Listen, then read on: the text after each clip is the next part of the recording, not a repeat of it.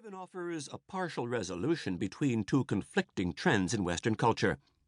The first trend is the close meshing of basic and applied science. Scientific discovery is enhanced when it yields practical results. Science, like art, depends on patronage. The second tendency, opposed to the first, is the uneasiness felt when biology is brought close to accounts of the human condition, and especially when it promises real-world applications. In this path-breaking book, Paul R. Lawrence and Nitin Nohria show one way to relax the tension. The deep study of human nature, they argue, does not justify social Darwinism and gladiatorial commercial combat, of the kind often portrayed in popular media. On the contrary, it offers formulas for a more harmonious and efficient conduct of human affairs. The approach suggested by Lawrence and Nohria is naturalistic, based on self-understanding and the cultivation of the strong cooperative instincts that have favored group survival for countless millennia. Several features in Driven add to its persuasiveness. The authors steer clear of the noisy controversy that has befogged human sociobiology, or evolutionary psychology, as it is often called nowadays. That logomachy has been more about political ideology than science, and is mercifully fading. Instead, Lawrence and Nohria guide the reader through key references in the discipline and present the concepts they themselves have found most convincing and useful. Further in their favor, they write with uncommon clarity. The exposition in Driven is therefore suitable for a broad audience, and it is ideal for theorists and practitioners of business management. But the reverse is also true. What will come across immediately to sociobiologists who encounter this book is the rich and mostly untapped research material present in the history of corporations. They will also be stimulated by ideas of cultured evolution and organization, still sequestered in studies of business management. It is true that the free market economy is a Darwinian environment.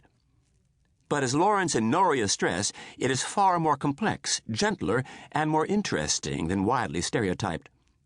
To other behavioral scientists, I recommend management case histories as a valuable database for future research.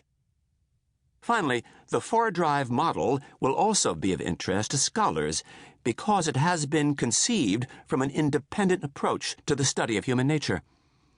Its conception of broad instinctual categories can serve as a valuable reference point for future studies by both social scientists and biologists.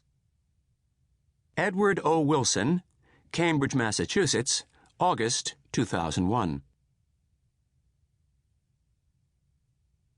The authors. Paul R. Lawrence is Wallace Brett Donham Professor of Organizational Behavior Emeritus at Harvard Business School. He grew up in Michigan, where he did his undergraduate work in sociology and economics at Albion College. After serving in the Navy in World War II, he finished his master's and doctoral training in organizational behavior at Harvard Business School. His research, published in 24 books and numerous articles, has dealt with the human aspects of management, organizational change, and organization design.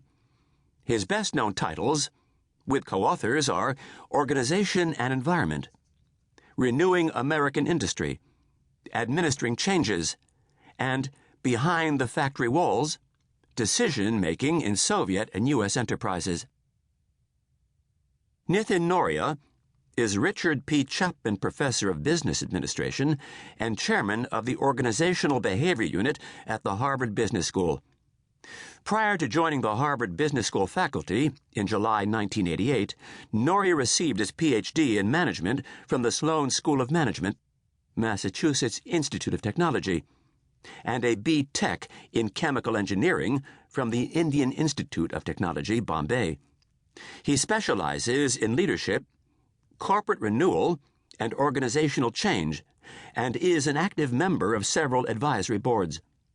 Nohria is the author of over 75 articles and is co-author or editor of 7 books, including the award-winning The Differentiated Network.